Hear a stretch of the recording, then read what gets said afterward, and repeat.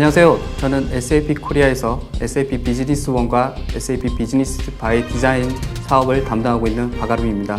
이렇게 만나 뵙게 돼서 대단히 반갑습니다. 코로나 사태에도 모두들 건강하시길 기원하겠습니다. 이번에 사태로 인해서 우리 주변에 많은 것들이 변화하고 있습니다. 그러다 보니 상당히 서운한 이런 일들도 많이 벌어지고 있는데요. 그 중에 하나가 우리가 힘든 일과를 끝내고 삼삼오오 모여서 술잔을 맞대면서 이런저런 이야기를 했던 그런 기회, 시간 이런 것들이 아닐까라고 생각을 합니다. 제가 세상에는 정말 많은 술이 존재하고 있습니다. 그 중에서 서양의 와인과 상당히 유사한 술을 우리나라에서 꼽으라고 하면 저는 막걸리를 이야기를 하고 싶습니다. 최근에 저변도 많이 확대가 되고 많은 분들이 찾고 있어서 관련된 사업이 크게 성장을 하고 있습니다. 그 중에서도 유독 성장세가 두드러진 회사가 있는데요. 여러분들이 잘 아시는 지평 막걸리로 유명한 지평주조입니다. 최근에 지평주조에서 회사의 성장과 그리고 혁신을 위해서 SAP의 비즈니스 바이 디자인을 도입을 하셨습니다. 그래서 오늘은 지평주조의 김기환 대표이사님을 모시고 관련된 내용들에 대해서 이야기를 좀 나눠볼까 합니다.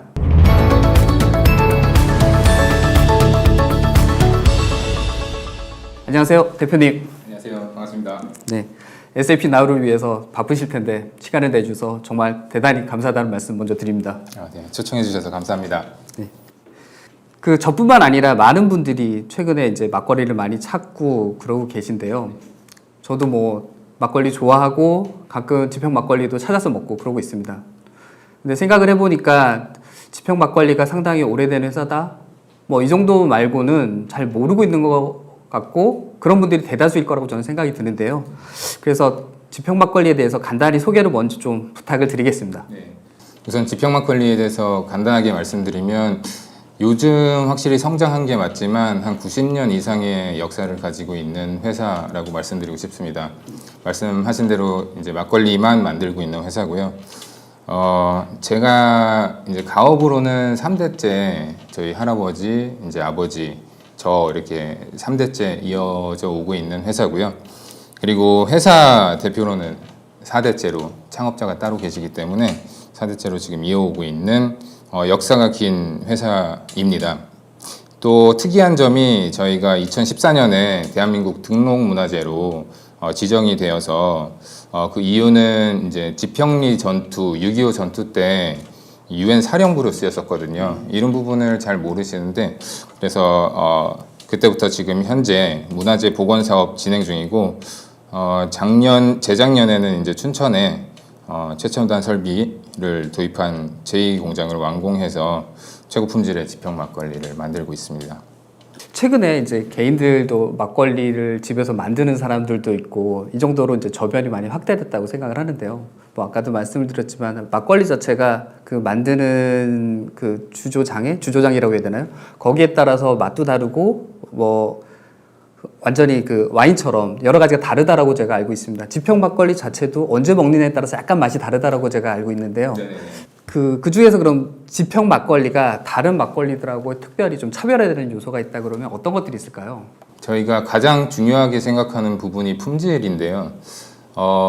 안타깝게도 지금 막걸리나 전통주 시장은 조금 장인의 감이나 이런 부분에 조금 의존하고 있는 부분이 많이 있습니다. 근데 저희는 이제 10년 전부터 정량화나 그리고 이제 표준화 그리고 최근에는 이제 데이터로 관리를 하려는 노력들을 많이 시도하고 있어서 최대한 균일하고 일정한 맛을 만들려고 노력하고 있습니다. 최근에 제가 듣기로 지평 막걸리가 지평 주조가 성장이 아주 어마어마했다라고 제가 들었습니다. 어느 정도였는지 잠깐 말씀을 좀 해주시겠습니까? 네, 제가 입사했을 때가 2010년이었어요. 그 당시에 저희가 그 매출이 2억에서 3억 정도의 사이였었거든요.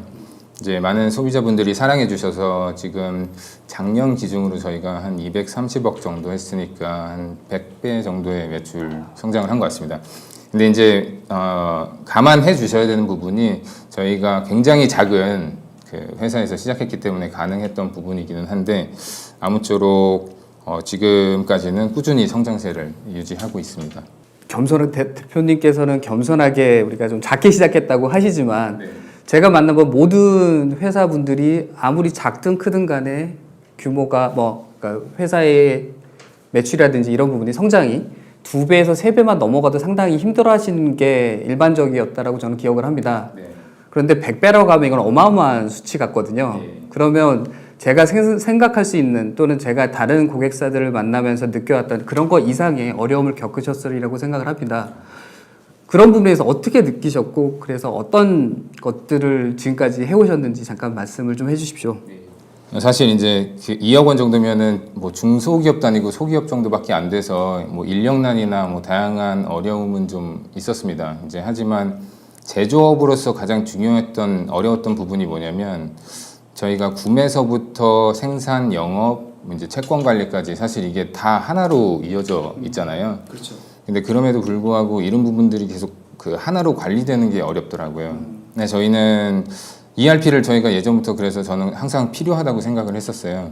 근데 그 당시 저희 예산으로 같이 할 수 있는 업체가 없었기 때문에 대학생을 이제 섭외를 해서 자체 ERP 프로그램을 만들어서 그냥 그 작은 회사니까 이제 가능했던 것 같습니다. 그래서 그 당시서부터 저희가 ERP를 이제 사용하게 됐었고요. 저는 사실 그래서 말씀하신 대로 100배 정도로 성장하는 게 굉장히 어려울 수 있는데 그런 체계를 그나마 그때 뭐 좀 뭐 완벽도는 없었지만 그럼에도 불구하고 ERP를 잘 활용했던 게 저희 성장의 큰 원인이라고 생각하고 있습니다. 그 최근에 저희가 이제 SAP 비즈니스 바이 디자인을 선택을 해주셨거든요. 네, 그래서 도입을 하고 지금 이제 잘 쓰고 계신 걸로 알고 있는데 맞습니까? 맞습니다. 예, 잘 쓰고 있습니다. 선택해 주셔서 대단히 감사합니다. 네. 그 SAP 비즈니스 바이 디자인을 선택하시는 데 있어서 그거 도입을 결정하는 데 있어서 가장 중요한 요인이 있었다라고 하면 어떤 것들이 있었을까요? 저희는 뭐 ERP에 대한 수요는 항상 있었고요. 그래서 저희가 이제 대학생을 이제 섭외해서 자체 ERP 프로그램을 만들 정도로 그 필요성은 굉장히 절감을 하고 있었고, 저희 직원들이랑 이야기를 할 때 항상 SAP는 꿈 같은 존재였었어요. 근데 이제 넘사벽 같은 비용 때문에 저희가 사실 고려를 많이 안 하고 있었었는데 우연찮은 기회에 저희가 그 바이 디자인이라고 중소기업형 모델이 있다는 이야기를 듣고 좀 더 알아보다 보니까 이제 월 사용료 이제 기준으로 돌아간다라는 부분까지 확인을 해서 저희가 충분히 아직은 굉장히 작은 회사지만 그 정도는 비용으로 뭐 낼 수가 있겠다 싶어서 그 비용 부분도 상당히 컸던 것 같습니다. 지금 이제 도입하고 뭐 아주 오래 쓰신 건 아니긴 하지만 뭐 도입을 하시고 효과라고 할까요? 아니면 지금 어떻게 구현을 하셨는지, 어떻게 쓰고 계셨는지, 쓰고 계신지에 대해서 잠깐 좀 말씀을 해주실 수 있으실까요? 네, 우선은 SAP를 도입하면서 제가 사실은 제조업에서는 아까 말씀드린 대로 전사적 자원 관리가 하나로 통합해서 아까 말씀드린 분야들을 관리를 하는 부분인데 이전의 프로그램들은 ERP라고는 하지만 약간 회계 관리 프로그램 같은 느낌이 많이 들었었어요. 제조의 생산이랑 이게 같이 가지를 않는 경우들이 굉장히 많았거든요. 근데 SAP를 도입하면서 그런 부분들이 절대로 같이 관리되지 않을 수 없는 체계로 움직이고 있더라고요. 저는 그 부분이 굉장히 실질적으로 제가 SAP를 쓰기를 잘했다는 생각을 했었고 실제로 지금도 그래서 전사적으로 저희는 실제와 전산이 절대 하나로 움직이는 식으로 지금 활용을 하고 있습니다. 그 ERP 같은 회사의 기관계 시스템을 도입하려면 인원이 좀 많이 필요하지 않습니까? 맞습니다. 네. 대기업 같은 경우에는 이제 TFT를 구성하고 현업에 있는 분들을 좀 모셔다가 TFT에 딱 그러니까 프로젝트만을 위해서 일을 할 수 있게 만들어주는 환경이 되는데 제가 만나본 고객사들 대부분이 그런 것들이 좀 안 되는 그러니까 현업이 프로젝트도 해야 되고 현업의 업무도 해야 되고 이런 경우가 되게 많았었습니다. 그런 부분 때문에 실제로 대표님들이 이거는 우리가 해야 된다라는 거는 알고 있지만 그런 부분이 두려워서 못하는 경우가 되게 많았었거든요. 제가 생각하기에는 대표님도 비슷한 상황이지 않았을까라고 생각이 드는데 그런 부분에서 어떻게 해결을 하셨는지 궁금합니다.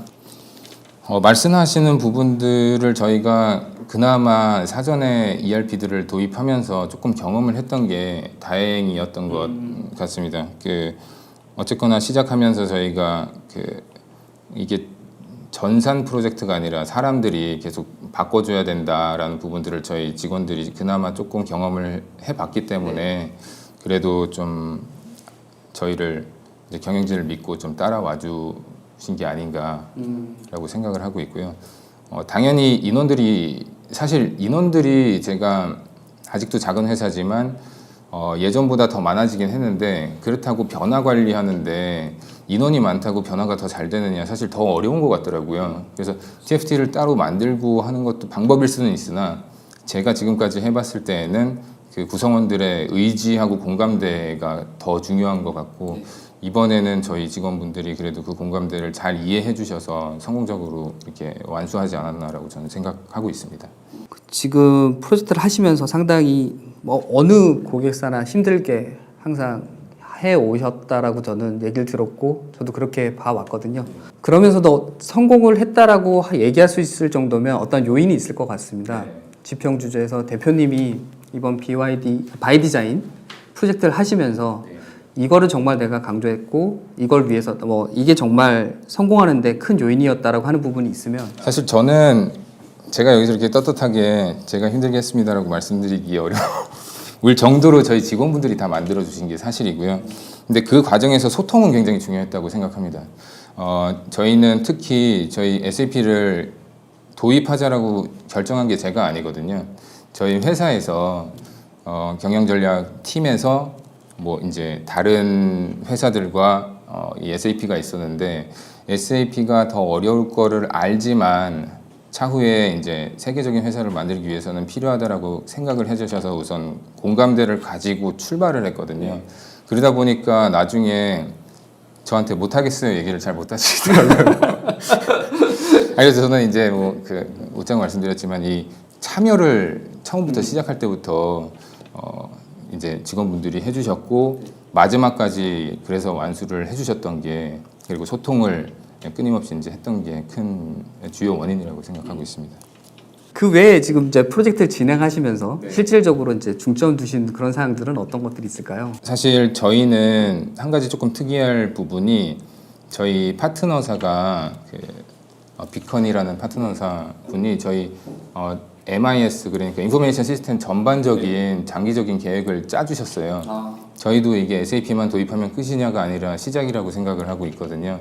차후에 RPA나 아니면 비주얼라이제이션이나 그 데이터 분석이나 이런 부분들을 쓰고 싶은데 그걸 가장 잘 기초로 받쳐줄 프로그램이 뭔가 해서 SAP로 됐기 때문에 그래서 그런 장기적인 관점으로 저희가 계획을 짜서 갔던 게 좀 주안점이 아니었나 싶습니다. 어쨌든 프로젝트를 하시면서 어려우셨는데 이게 어렵지만 이거는 꼭 해야 된다 또는 이건 정말 중요한 내용이다라고 하는 부분이 있으시면 우선 마감이라는 게 이제 SAP의 저는 가장 강점이라고 생각하는데 사실 그 전에는 마감을 그 다음 날에도 할 수 있었어요. 생산 같은 경우에 그 다음 날에 마감을 한다던가 일을 조금 미뤄놨다가 할 수 있는 방법이 있었는데 저는 요번에 사실 제가 직접 공장을 이제 운영했을 때는 마감은 그날 하지 못하면 마감은 더 이상 없다고 생각했거든요. 요번에 마감에 대한 조금 압박감에 조금 힘들어하시는 분들이 많이 계셨는데 그 부분은 저희가 양보하지 않고 이제는 월 마감까지도 플러스 1, 2데이 정도에서 끝나는 걸로 맞춰놨고요. 그걸 굉장히 중요하다고 생각했습니다. 상당히 중요한 포인트를 얘기를 해주신 것 같은데요. 많은 고객사분들이 이제 시스템을 도입하고 나면 기존과 바뀌기 때문에 상당히 이제 어려움, 그러니까 반발, 어려움 이런 것들 많이 이제 경험을 하거든요.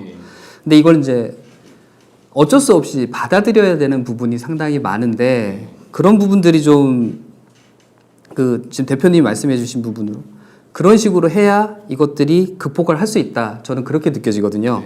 네. 그런 부분들이 이제 말씀해주신 부분이 다른 고객사분들한테도 크게 도움이 될 것 같습니다. 네. 대단히 감사하다는 말씀드리고요.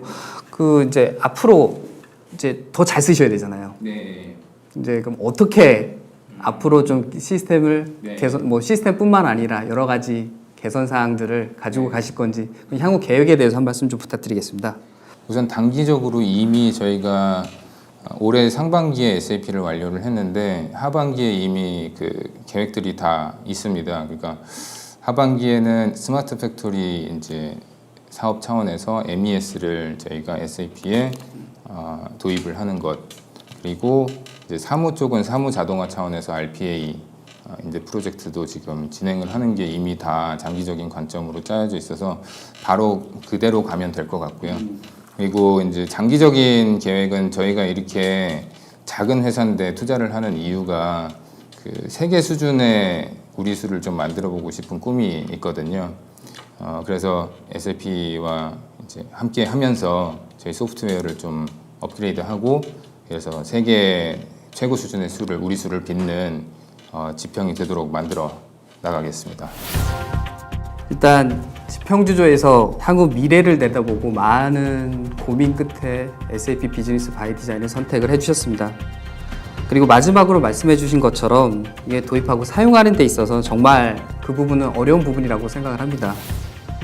그리고 그런 부분을 도와드릴 수 있는 부분이 저희 SAP와 SAP의 파트너사가 아닐까라고 생각을 합니다. 회사의 성장을 위해 고민하고 계신 모든 분들께 오늘 지평주조의 김기환 대표님의 이야기가 도움이 되셨으면 합니다. 예. 이렇게 귀중한 경험과 시간을 내주셔서 대단히 감사하다는 말씀 다시 한번 드립니다. 네, 감사합니다. 고맙습니다.